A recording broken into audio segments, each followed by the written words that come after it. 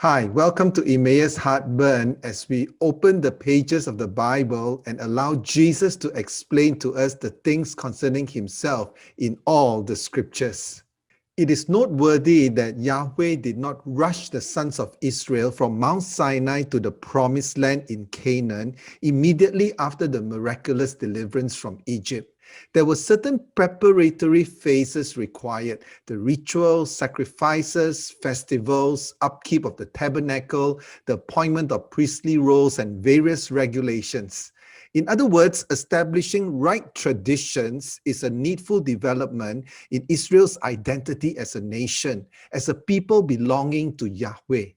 You know, the phrase, "I am the Lord your God," is proclaimed 21 times in Leviticus, highlighting the deeply relational intent of these traditions. The meticulous nature of these events spell out Yahweh's desire to create a distinct people set apart for himself. At the heart of it, these traditions indicate a mark of divine ownership. As you move from Leviticus to Numbers, it is useful to bear in mind the physical location of where the Israelites were and also their psychological state of mind.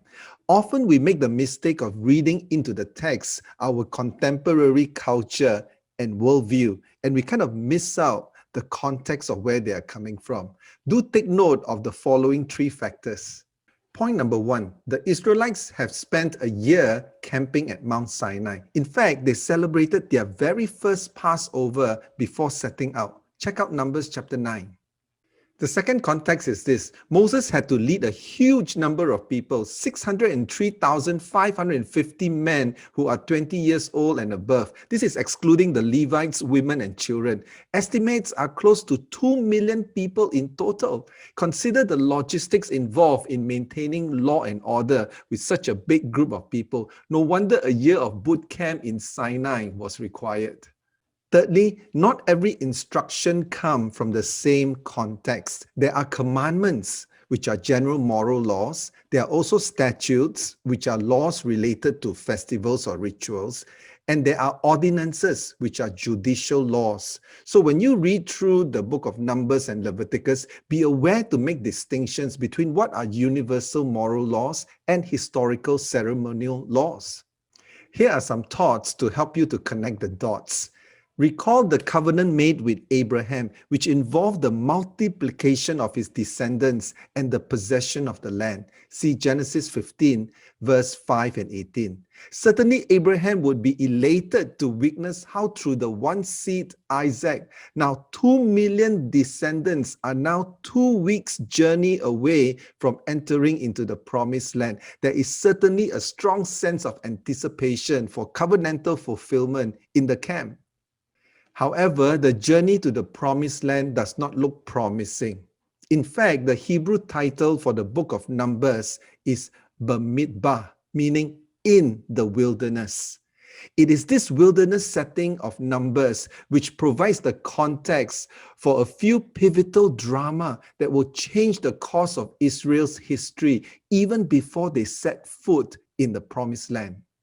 In Numbers 1 to 10, the focus is on the consecration of this first generation army. It is not surprising then that names and numbers are recorded in great detail as part of the responsibility to steward God-given resources. One would expect that the factor of military training would be a critical part of this preparation. But in this case, the focus is not on military training, but the focus is on God's people to be pure, because they can only be victorious if they go forth in purity.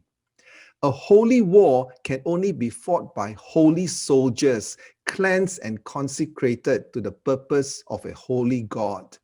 The dedication of the Levitical duties is a clear indication the importance of not only purity, but also of worship. Last week, I mentioned Leviticus 11 verse 20. Did Moses make an error by stating all winged insects that walk on all fours are detestable? Aren't insects supposed to have 6 legs instead of 4? Is this a significant biblical error? Well, Leviticus 11:21 indicates that the hind jumping legs are not included in the 4 walking or creeping feet that Moses mentioned. The feet that Moses mentioned are the front 4 limbs used for walking, and they look the same. The back 2 limbs are primarily for long hops and long jumps.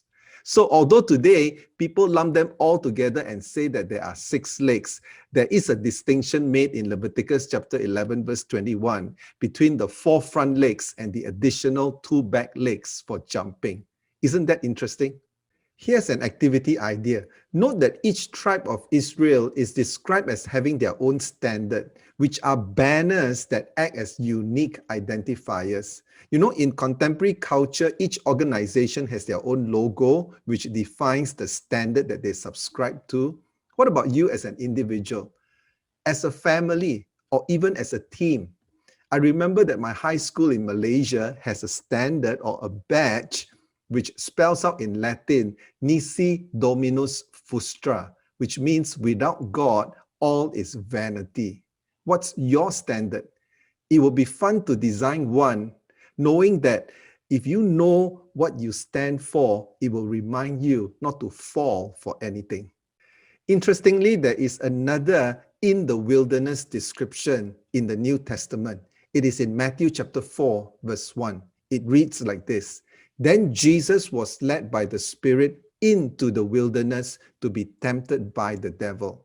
This took place after the baptism of Jesus, which mirrors the passing of the Israelites through the Red Sea. The God who called Israel into the wilderness is now the God who walks in the wilderness in flesh and blood.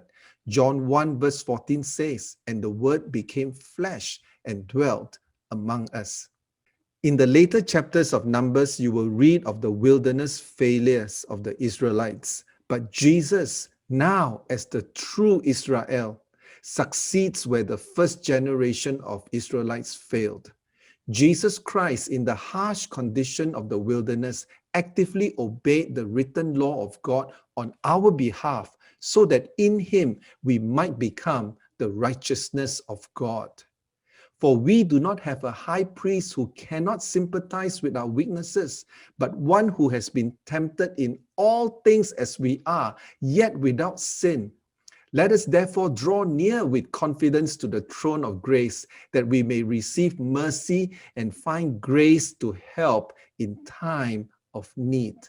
Your wilderness is an opportunity to turn to the Lord, who has walked through that very same wilderness on our behalf.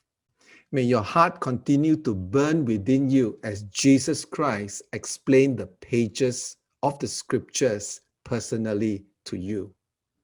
We welcome your comments, feedback, and questions. Please post them in the comment section of the blog below.